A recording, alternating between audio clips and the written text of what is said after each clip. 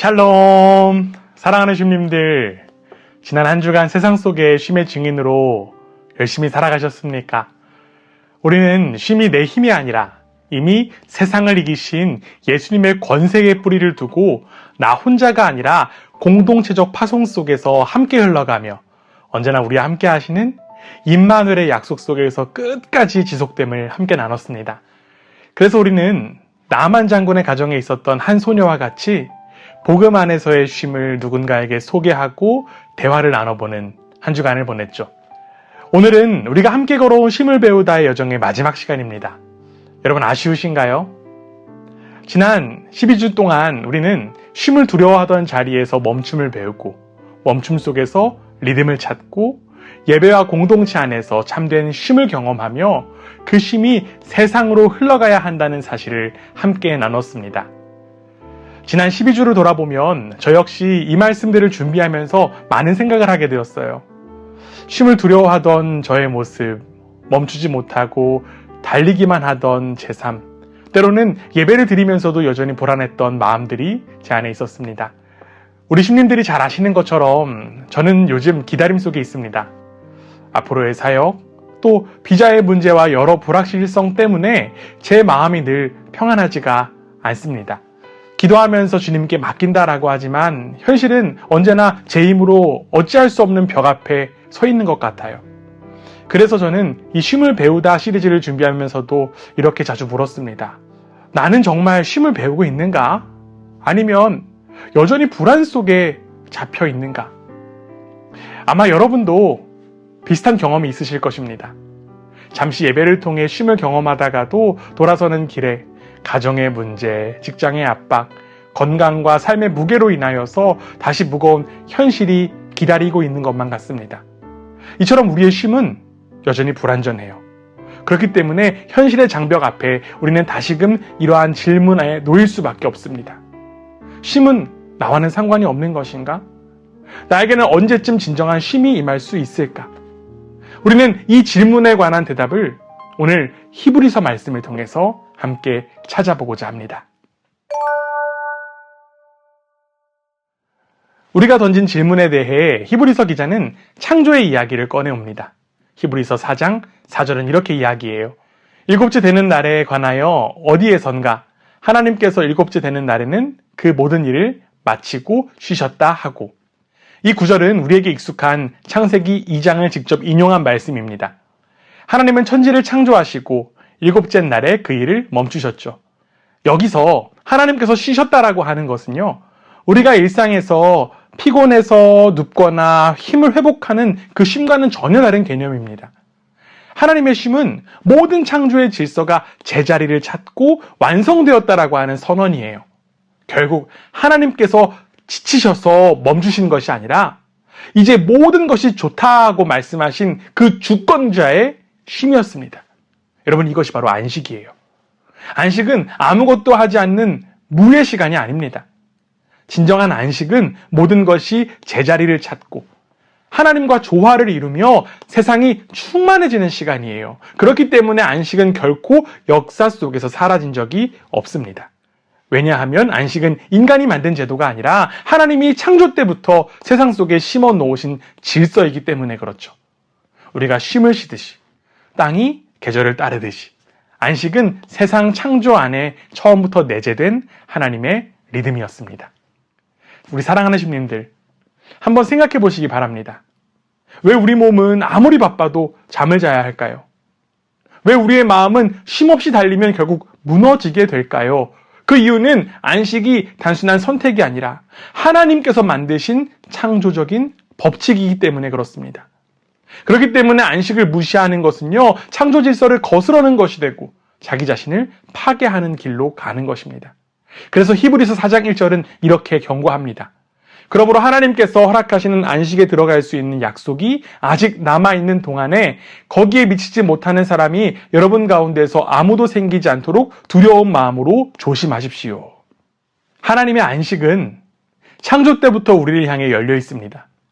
그러나 우리가 믿음으로 응답하지 않으면 그 안식을 놓칠 수 있다는 거예요. 그리고 그 믿음의 중심에는 바로 예수 그리스도께서 계십니다. 예수님은 수고하며 무거운 짐을 진 사람은 모두 내게로 오너라. 내가 너희를 쉬게 하겠다라고 초청하셨습니다.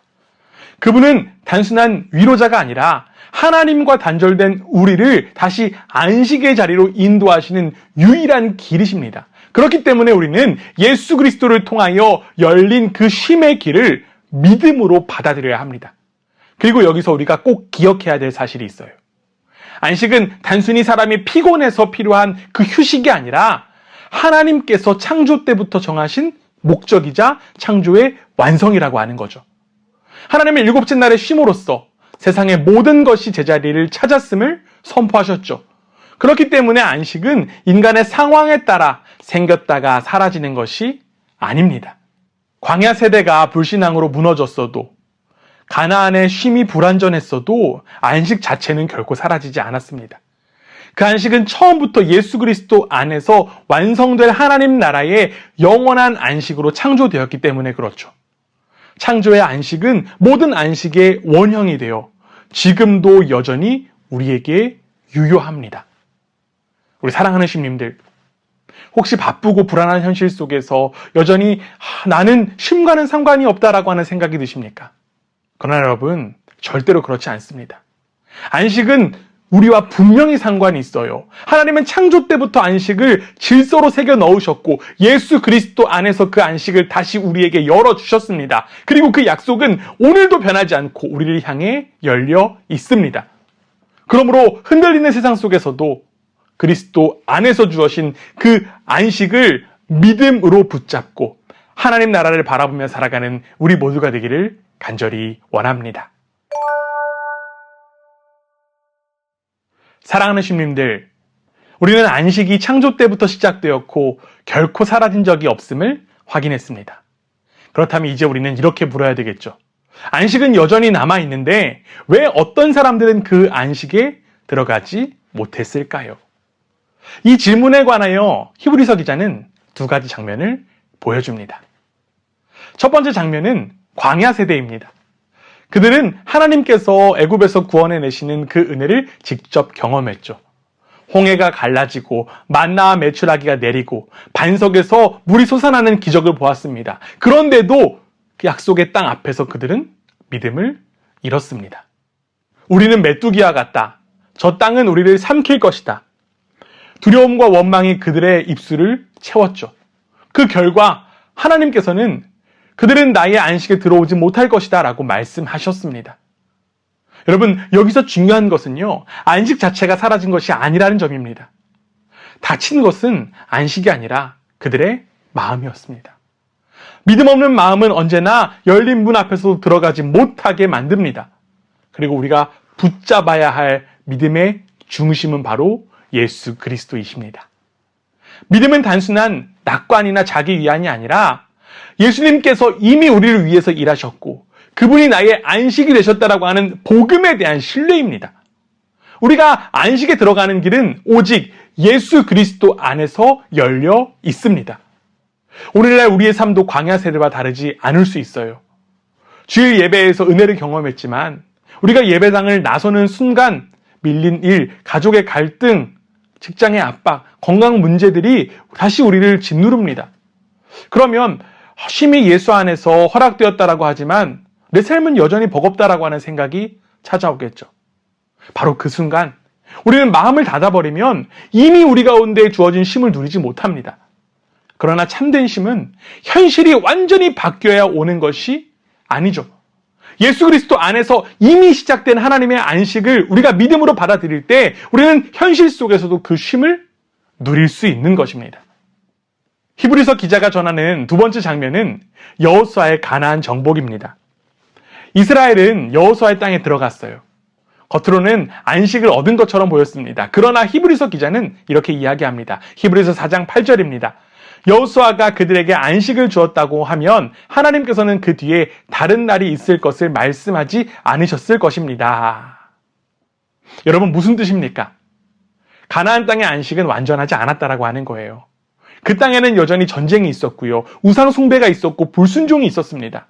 이스라엘은 가나안에 들어갔지만 참된 쉼을 누리지 못했어요.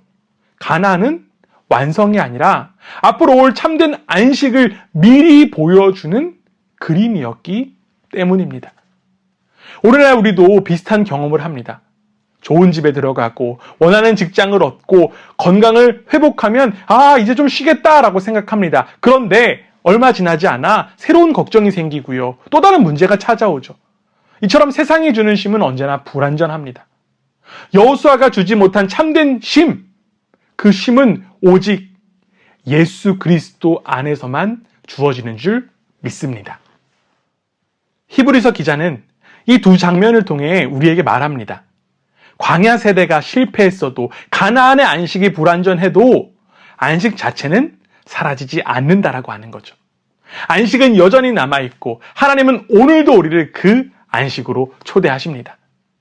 여러분, 그렇기 때문에 중요한 것이 바로 우리의 마음이에요. 하나님의 약속을 믿음으로 붙잡을 것인가 아니면 완고한 마음에 사로잡혀 눈앞의 현실만 바라볼 것인가, 그것이 우리를 안식으로 들어가게도 하고 또 문턱에 머물게도 합니다.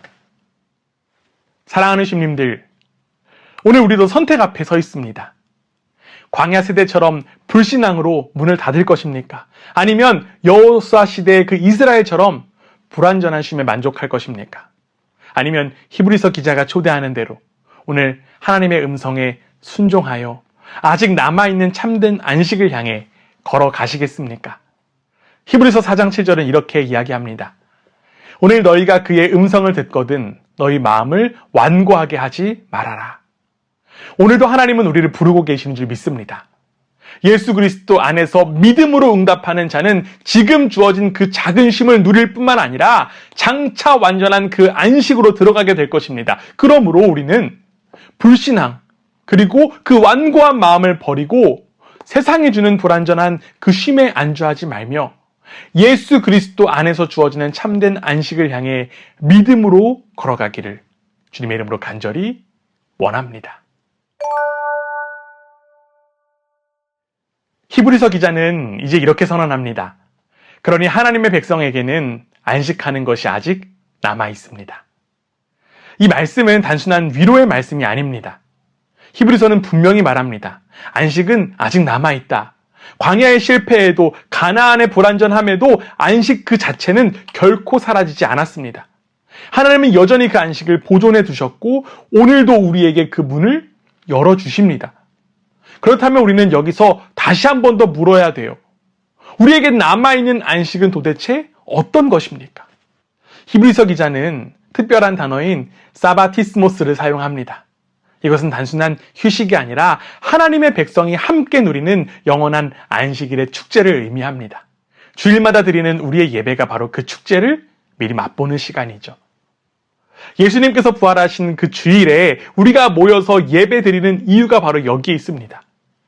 예수님의 그 부활은 새로운 창조의 첫 열매가 되었고 그리스도 안에 있는 우리는 새로운 피조물이 되어 하나님과 그 화목한 안식의 삶으로 부름을 받았습니다. 그렇기 때문에 예배는요, 단순한 종교적인 의무가 아니라 예수 그리스도 안에서 영원한 안식을 미리 누리는 시간입니다. 지금 우리가 누리는 쉼은 귀하지만 아직 완전하지는 않습니다. 예배와 기도의 자리, 가정에서 드리는 작은 쉼은 참 귀한 선물이지만 여전히 불완전합니다. 그러나 주님은 우리에게 이미 그 쉼을 맛보게 하셨고 동시에 더 크고 영원한 쉼을 바라보게 하셨습니다. 그리고 요한계시록 21장은 그날의 모습을 이렇게 보여줍니다. 그들의 눈에서 모든 눈물을 닦아주실 것이니 다시는 죽음이 없고 슬픔도 울부짖음도 고통도 없을 것이다.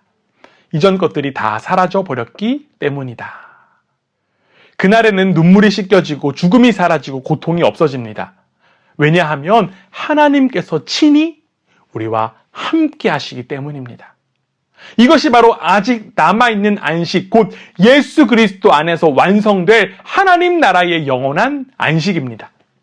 우리 사랑하는 신님들, 이 영원한 안식이 우리에게 허락되었다라고 하는 그 사실을 여러분들 믿으십니까? 여러분, 그 날을 진정 소망하십니까?